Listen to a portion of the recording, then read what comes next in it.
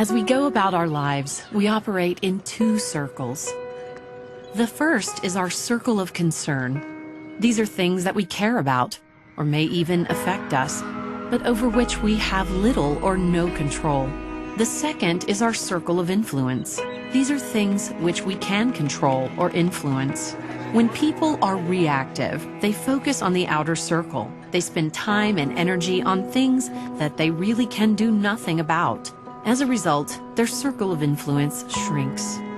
When people are proactive, they focus on their inner circle of influence, where their efforts will make a positive difference in relationships and results. As a result, their circle of influence grows.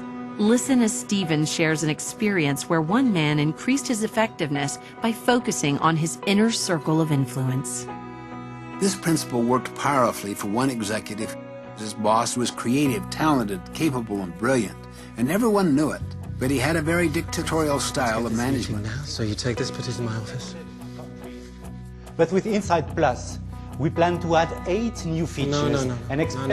Adding, no. Reducing. Take a seat. The net effect was that he alienated almost the entire executive team surrounding him.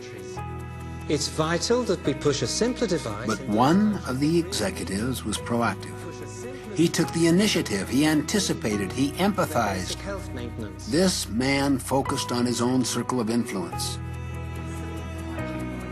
He reversed my strategy right in front of my team. He did the same on Claire's meeting last Friday. That's it.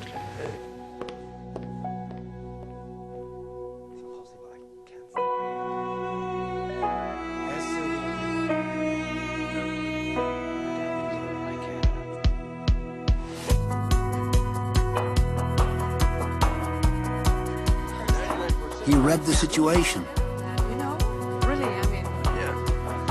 He was not blind to the president's weaknesses. Instead of criticizing them, he would compensate for them.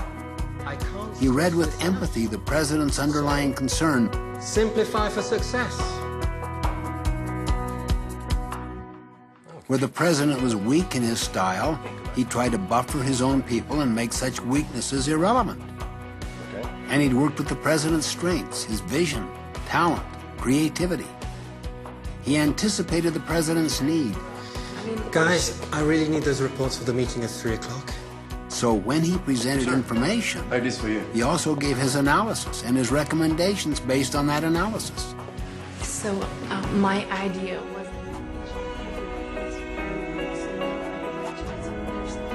Little by little, his circle of influence continued to expand to the extent that eventually no one made any significant moves in the organization without that man's involvement and approval, including the president. The president did not feel threatened because this man's strength complemented his strength and compensated for his weaknesses. So he had the strength of two people, a complementary team. For example, I did discover that, This man's success was not dependent on his circumstances. It was his chosen response to those circumstances, his focus on his circle of influence, that made all of the difference.